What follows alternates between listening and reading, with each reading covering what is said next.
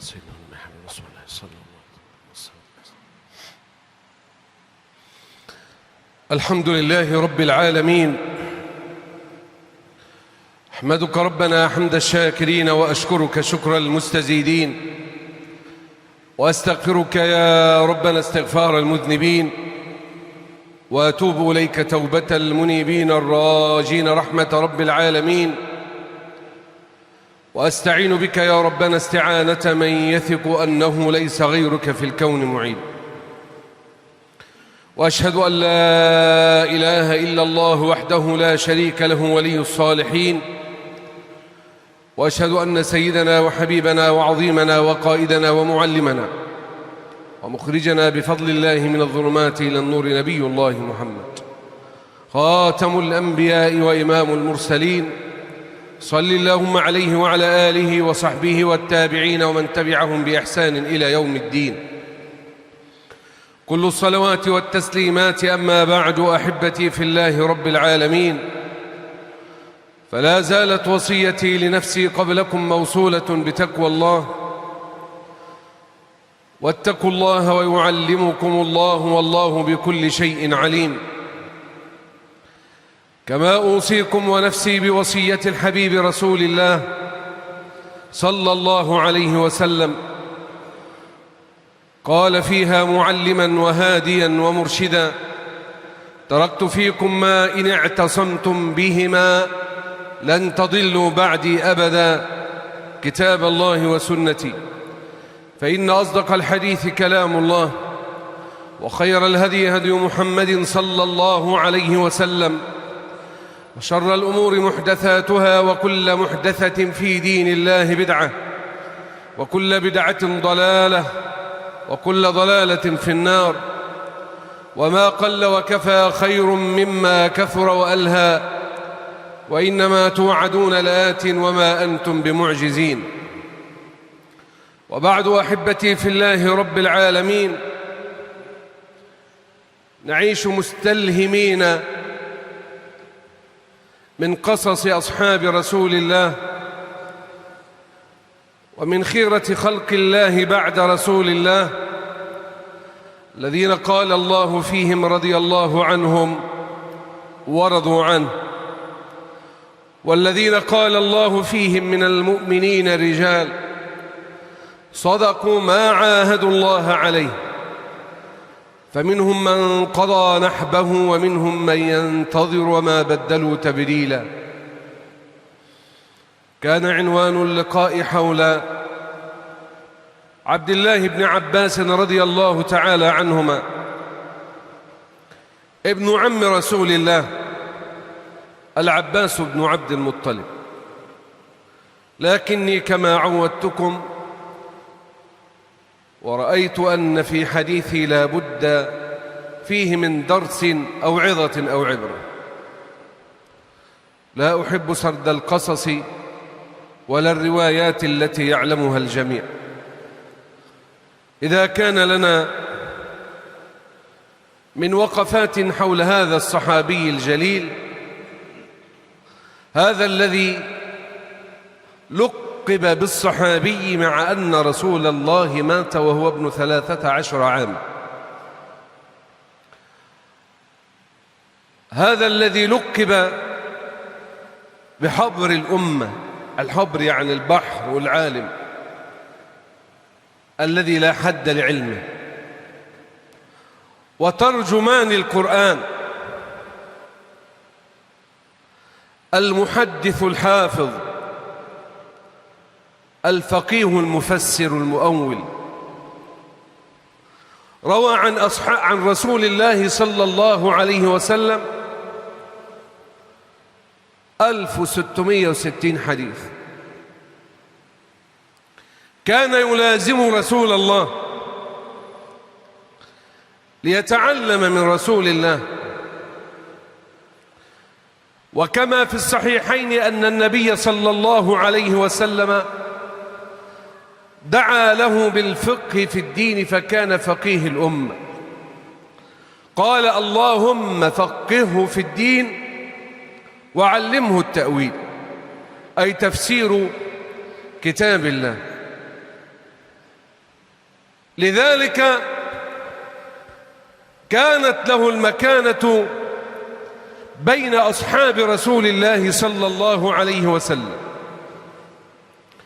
حتى اختاره أمير المؤمنين عمر رضي الله عنه مستشارا له. عشان ايه؟ رسالة للجماعة اللي بقى حواليهم شوار ومستشارين. مين مستشارك؟ صاحب الدين وصاحب العلم وصاحب الكفاءة. اختاره عمر رضي الله عنه، فكان يجلسه مجالس الكبار، يعني مع كبار أصحاب رسول الله صلى الله عليه وسلم، وهو ما زال صبي. فقال أصحاب رسول الله لعمر رضي الله عنه، قالوا لعمر: ما لك تجلس هذا الفتى بيننا؟ ما لك تجلس هذا الفتى بيننا ولنا فتية مثله؟ عندنا عيال قده، ما بتقعدهمش معانا ليه؟ بتقعد ده معانا ليه؟ عمر رضي الله عنه فاروق الأمة أوتي بصيرة ونور، فيعلم قدر ومقدار هذا الصحابي الذي أمسكه بيده رسول الله وعلمه رسول الله ودعا له رسول الله بالعلم. فقال: إن لهذا لسانا سؤولا وقلبا عقولا. قال ده صاحب علم وعقل مفكر. وأراد عمر رضي الله عنه أن يثبت لهم هذه المكانة، فدعا كبار الصحابة ذات يوم ودعا عبد الله بن عباس رضي الله تعالى عنهم أجمعين وأجلسه معه. ثم قرأ عمر رضي الله عنه سورة النصر: إذا جاء نصر الله والفتح ورأيت الناس يدخلون في دين الله أفواجا فسبح بحمد ربك واستغفره إنه كان توابا. ثم توجه لكبار الصحابة وقال: ما قولكم في هذا؟ إيه تفسيركم لهذه السورة؟ ما قولكم في هذا القول، في قول الله جل وعلا؟ فأجاب بعضهم وسكت الباقون. أما من أجاب فقال: أمرنا ربنا عند النصر أن نسبحه وأن نستغفره، وهذا هو مراد السورة. فلما انتهوا أقبل عمر رضي الله عنه على ابن عباس وقال: يا ابن عباس، أقولك فيها مثل هذا؟ كلامك زي ما قال ولا عندك كلام تاني؟ قال: لا، مش هو ده المراد. ما هو اللي دعاله مين؟ سيدك صلي عليه. فقال: اللهم فقهه في الدين وعلمه التأويل، يعني تفسير كتاب الله. فقال: لا، ليس هذا المراد.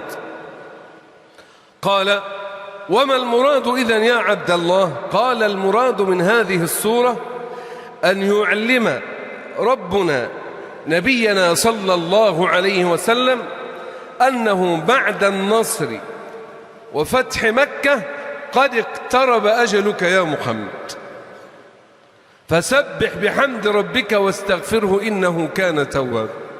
قال عمر رضي الله عنه: وعلمي فيها كما تقول. هذا هو التفسير. لذلك لما نزلت هذه السورة علم أصحاب رسول الله باقتراب أجل رسول الله صلى الله عليه وسلم. هنا أدرك الجالسون مقام هذا الصحابي حتى وإن كان صغير السن. ما هو علماء السنة لما يعرفوا الصحابي قالوا: هو من عاصر النبي، يعني اللي كان عايش في وجود النبي أو في زمن النبي. صلى الله عليه وسلم. واشترط بعضهم اللقيا، يعني يبقى قابل النبي والتقاه، ولم يشترطه الباقون. والبعض قال لا، بدل كان عايش في زمان النبي بس كان في مكان بعيد عن النبي ما كانش بيقابل النبي، كانت الرسول والوفود والرسائل وكل حاجة بتروح لهم. زمن النبي صلى الله عليه وسلم أرسل معاذا إلى اليمن، وأرسل أبو موسى إلى، بيعلم الصحابة حتى وإن اختلفت أقطارهم وبعدت عن رسول الله، إلا أنهم ما داموا قد عاشوا في عصر رسول الله فهم أصحاب لمين؟ لرسول الله صلى الله عليه وسلم. لكن كلهم ليسوا على درجة واحدة، فهذا أفقههم وأكثرهم فقها وعلما بكتاب الله جل وعلا. هذا الذي تعلم من رسول الله وهو غلام. احنا لو طلعنا النهاردة من الخطبة دي بحديث تعليم رسول الله لابن عباس لما أمسك بيديه وهو غلام، وطبقنا هذا الكلام لكفانا لقيام الساعة. ورد في الصحيح أن رسول الله صلى الله عليه وسلم أمسك بيد عبد الله بن عباس وقال: يا غلام. شوف بقى النهاردة أنت لما بتقول لابنك احفظ آية، أو روح الدرس عند الشيخ، أو تعال اسمع الدرس اللي في المسجد، الشيخ بقى هيقول إيه جديد يعني؟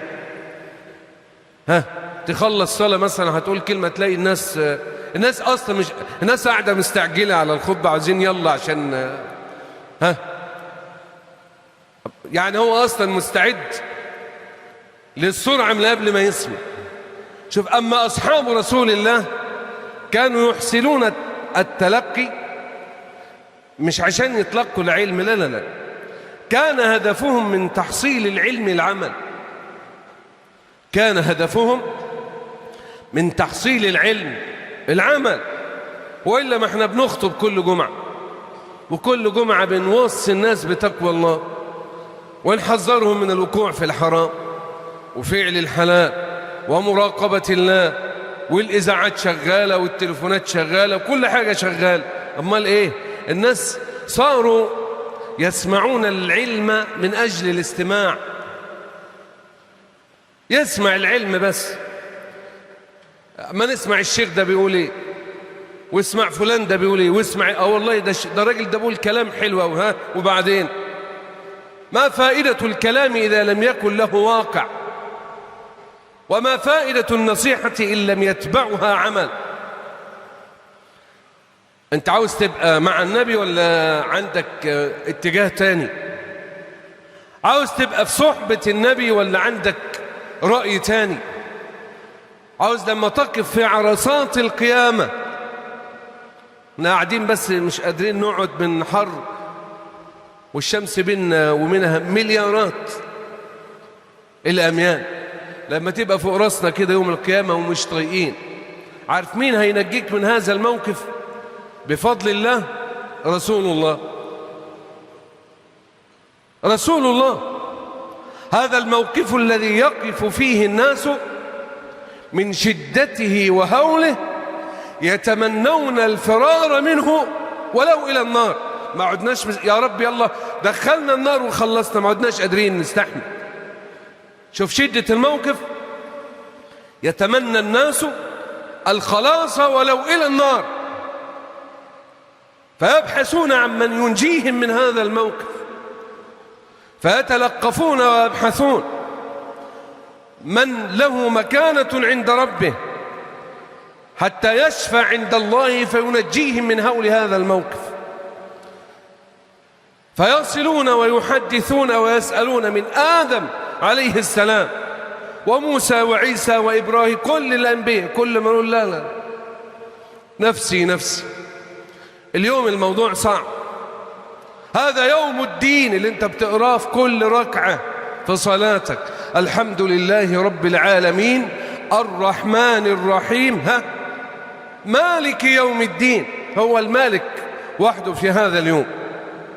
في هذا اليوم يزول ملك كل مالك، حتى الكلام نفسه السحب منك، كل كل ملك يزول، ولن يبقى في هذا اليوم ملك إلا لمالك الملك والملوك جل في علاه.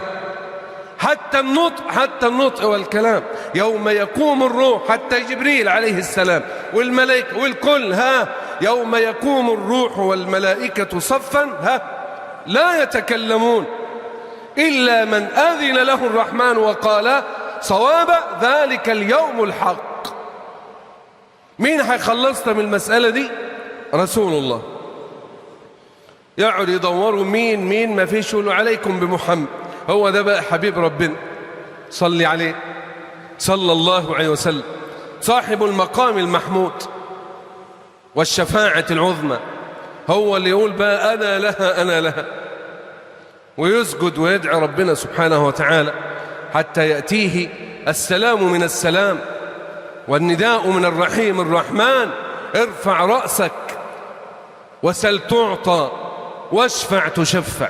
لكن في مين؟ هو ده الموضوع. مين اللي هينجو في هذا الموقف؟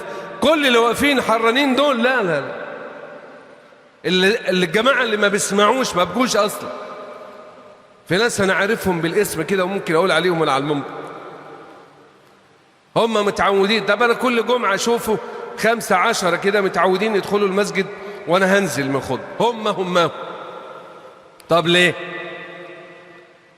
انت لو اتأخرت جمعة العذر سفر لشغلانة ماشي، لكن كل جمعة بتدخل في الميعاد يبقى انت مش عاوز تسمع، يبقى انت مش تبع الجماعة دول. ما هو اللي مش تبع النبي مين؟ اللي مش عاوز يسمع. ومين كمان؟ واللي بيسمع وقاعد في الصف اللي قدامنا وما بيعملش برضه مش معانا. ومين كمان؟ اللي بيسمع وبيعمل ومش مخلص لله. الله، الموضوع كبير. لما النبي يقف يوم القيامة كده وينادي قال ده من أمتنا، ما هو الناس كلها من لدن آدم، كل الأمم السابقة من خلق آدم لقيام الساعة كلهم في صعيد واحد. يقف النبي يجمع حبايبه ومن اتبعه ومن آمن به ومن صار على هدي، قل تعال أيوة ده من أمتي، تعال خش بقى أنت هنا في الشفاعة، خش هنا في الفضل، تعال ورايا. مين؟ من سمع وعمل وأخلص لله، اللي يتعلم السنة ويتبع يعمل ويكن في عمله مخلصا لله جل في علاه. أما الذين لا يسمعون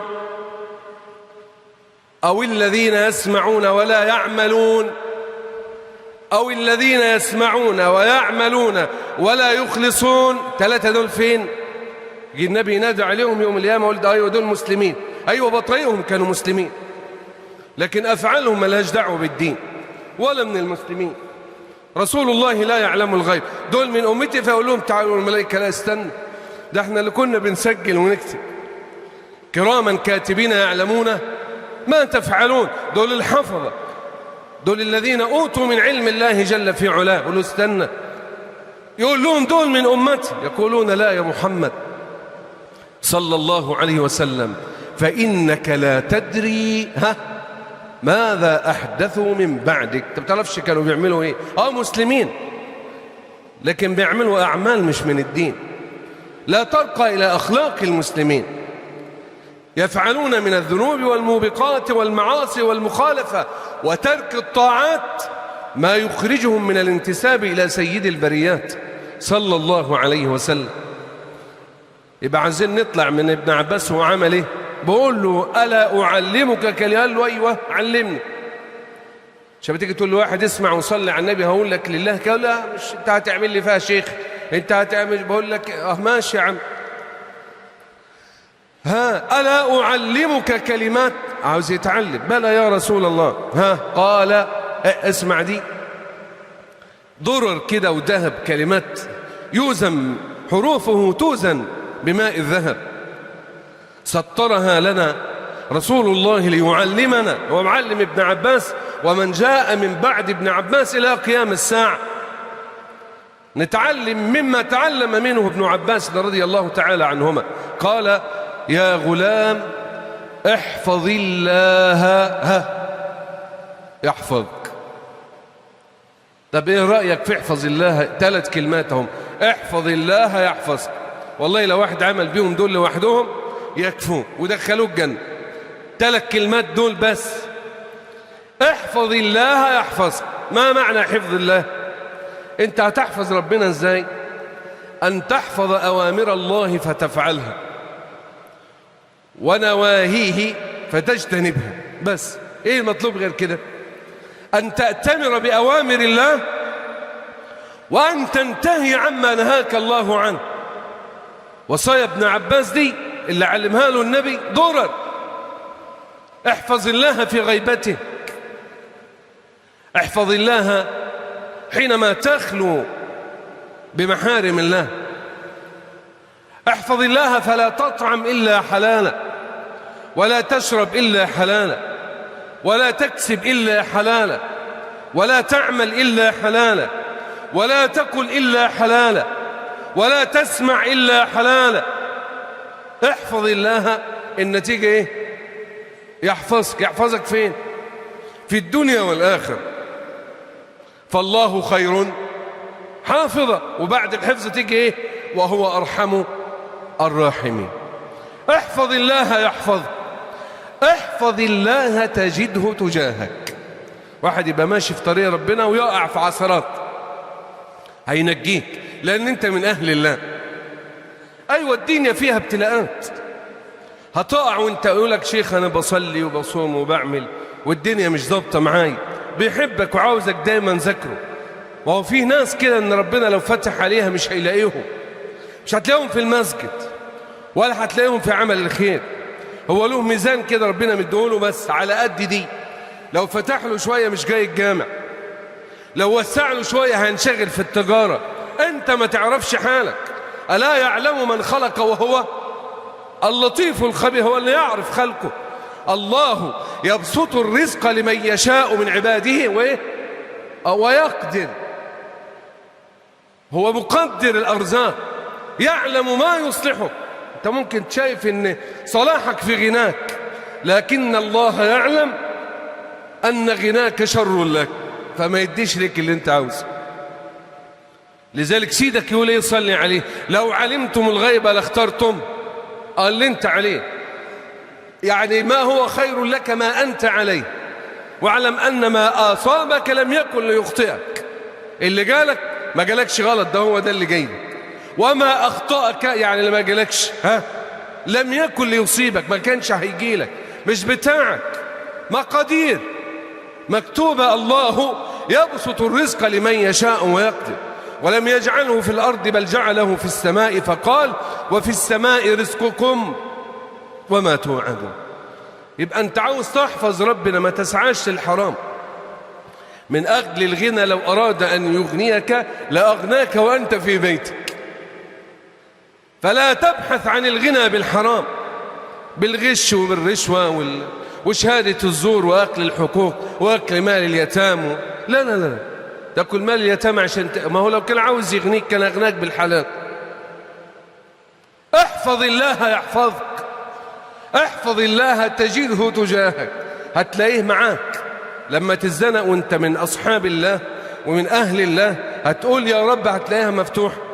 فرب عبد أشعث أغبر لو أقسم على الله ليه يقول يا رب، والتانيين قاعدين رايحين جايين وكنوتوا لا واحد بس يقول دعوة. نحن كلنا في هذا المسجد ربما نقبل برجل لا نعلمه، واحد بس. بينه وبين الله باب لا يعلم. تعلم من رسالة النبي ووعظ النبي وإرشاد النبي لابن عباس: احفظ الله يحفظ. احفظ الله تجده تجاهك. ويعلمه التوحيد فيقول له ايه؟ وإذا سألت فاسأل الله. إذا سألت فاسأل الله. ما تسألش أصحاب الحاجات، ولا تتذلل، ولا تبع دينك من أجل عرض الدنيا. خليك عزيز، خليك صاحب عز.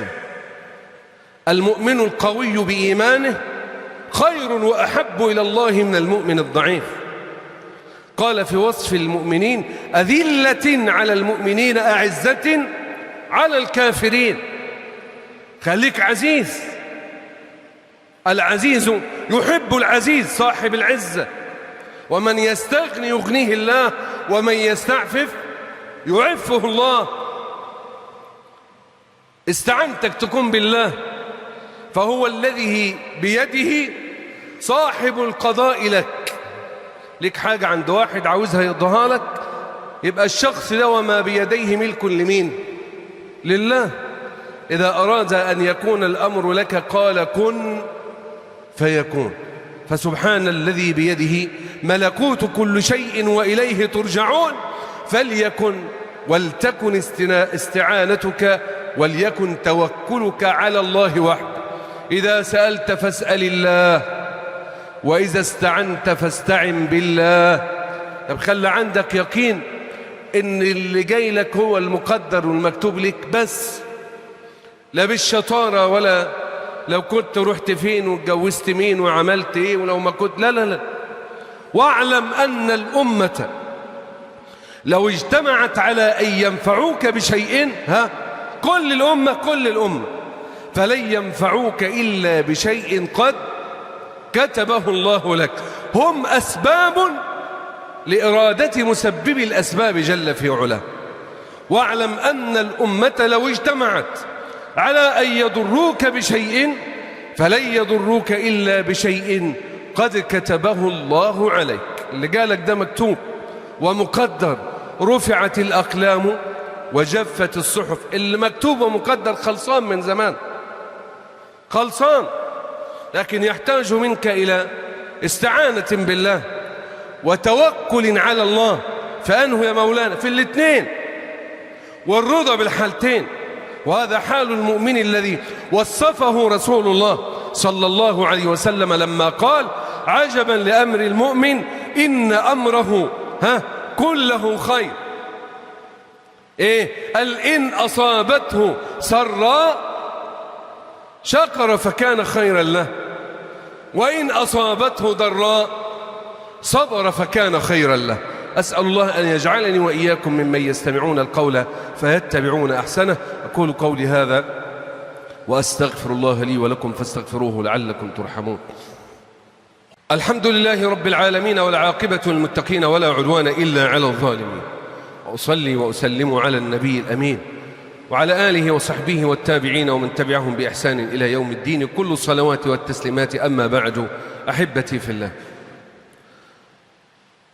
ليكن لسان حالنا أن نسأل الله أن ينفعنا بما نتعلم. عايزين لما احنا نحضر جمعة، نحضر درس، نحضر موعظة، ما نحضرهاش خالص ونسمعها في راديو، في إذاعة، في تليفون، في أي حاجة، يبقى دعوتك لربنا أنه ينفعك بيها، أنه يجعلك تسمعها بقلبك. أنت تبقى شغلتك مع الدعوة والرسالة التي وجهت إليك بقدر الله إنك تسمع وتنتفع. في ناس عمالة تسمع المواعظ ويدخل عشان يعلق لفلان ويشتم في فلان، والشيخ ده واقف عامل ايه؟ ده يا عم اسمع الموعظة، خذ من كلام الله وكلام رسول الله ما ينفعك. لا لك دعوة ولا في كلام فلان ولبس فلان وشكل فلان انت خدت من الكلام ايه؟ الرسالة دي انتفعت بها بايه؟ قس نفسك على ما نقول. هذا الصحابي الذي أخذه رسول الله وهو غلام، علمه فتعلم، أمره فأتمر، فنفذ، فكان كما كان وكما أراد الله له. فحضر مجالس الكبار، كانوا يلقبونه بفتى الكهول. لله ضرك يا ابن عباس تقال من أجل المدح والثناء على ما أتاه الله من علم ومن سعة في العلم والتأويل، لأنه جلس فتعلم، قاعد يشغل باله الكلام ده هينفعه فيه، هينفذه ازاي. انت النهاردة أنا بقول لك احفظ الله هيحفظ، هكذا قال رسول الله. انت وضعك ايه؟ احنا حالنا في الشارع يبكي،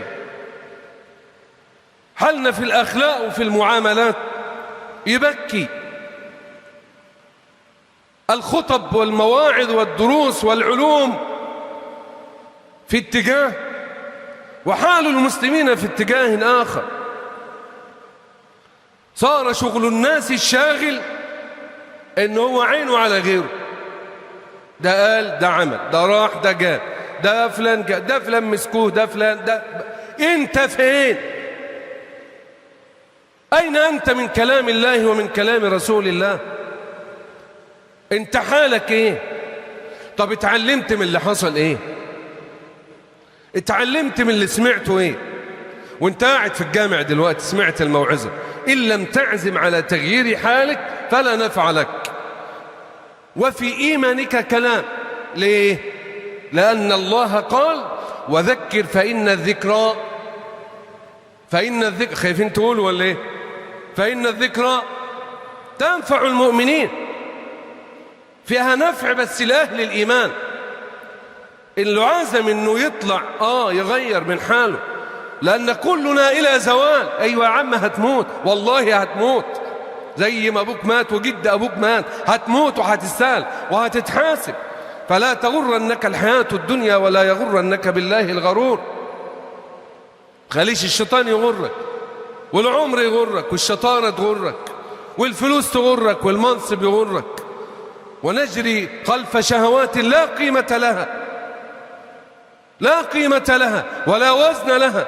حينها يأتيك الشيطان ليتبرأ منك، يقول لك الشيطان ده شاطر، الشيطان اللي عمل فيه، الشيطان اللي وقع. هيجي يوم القيامة وقال الشيطان لما قضي الأمر إن الله وعدكم وعد الحق. ربنا قال لك ما تمشيش ورا الشيطان وما تعملش غلط، ما تجريش ورا شهواتك، كانت شهوة بطن ولا فرج ولا اوعى، لا تجري خلفها.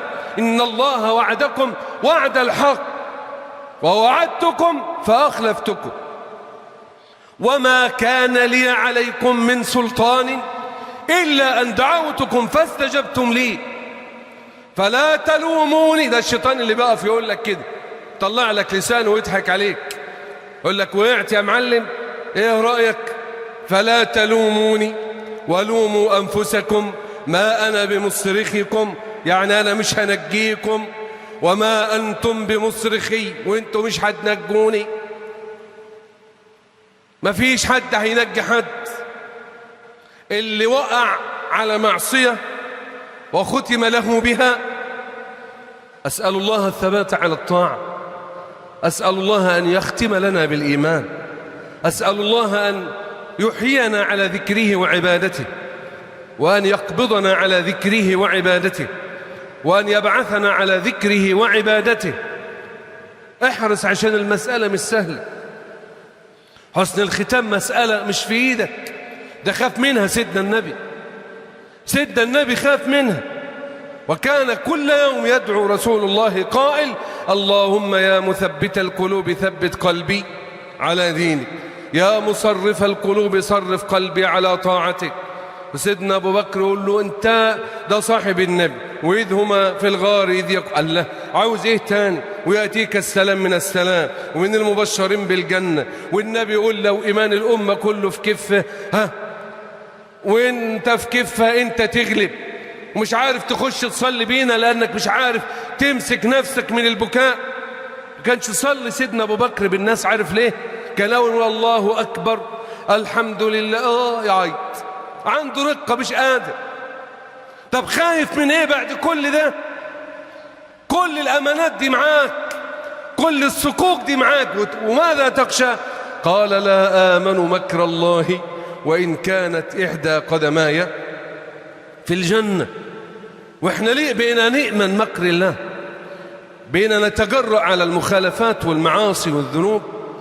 أنت مسوف ليه؟ لك يا عم بس اقعد القعدة دي وبعدين يحلها حلال، يبقى يا عم نتوب، نبقى نروح نعمل عمرة، نبقى مش عارف ايه. لا، مين قال لك؟ مين قال لك ربما يأتيك الموت فجأة فيختم لك على معصية الله؟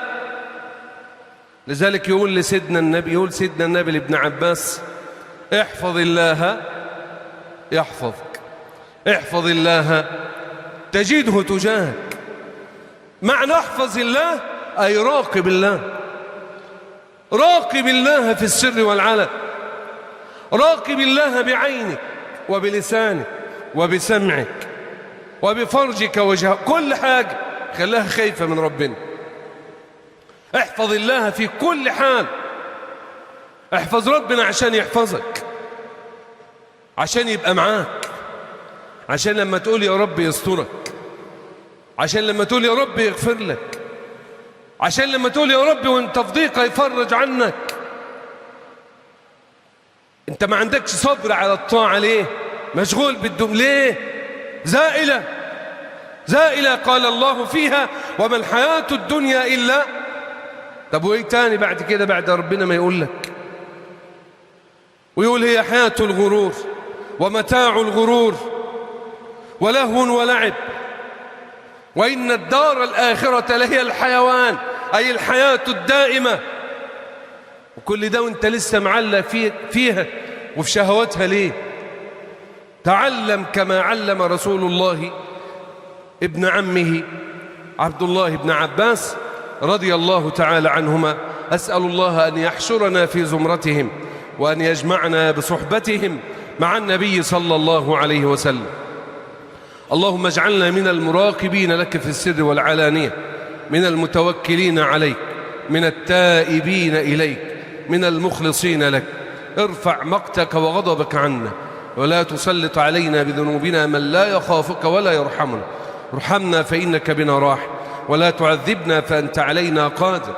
والطف بنا يا ربنا فيما جرت به المقادير. أصلح لنا ديننا الذي هو عصمة أمرنا، وأصلح لنا دنيانا التي فيها معاشنا، وأصلح لنا آخرتنا التي إليها معادنا. اجعل الحياة زيادة لنا في كل خير، والموت راحة لنا من كل شر. توفنا على الإيمان، توفنا على الإسلام، توفنا وأنت راض عنا يا رب العالمين. اشف مرضانا ومرضى المسلمين، وارحم موتانا وموتى المسلمين. اقض الدين عن المدينين، اللهم اقض الدين عن المدينين، واغفر لآبائنا وأمهاتنا وإخواننا ومن علمونا ومن أحبونا فيك يا رب العالمين. اغفر للمسلمين والمسلمات والمؤمنين والمؤمنات الأحياء منهم والأموات، لك يا ربنا سميع قريب مجيب للدعوات. وصل اللهم وسلم وبارك على نبينا محمد وعلى آله وصحبه وسلم، وأقم الصلاة.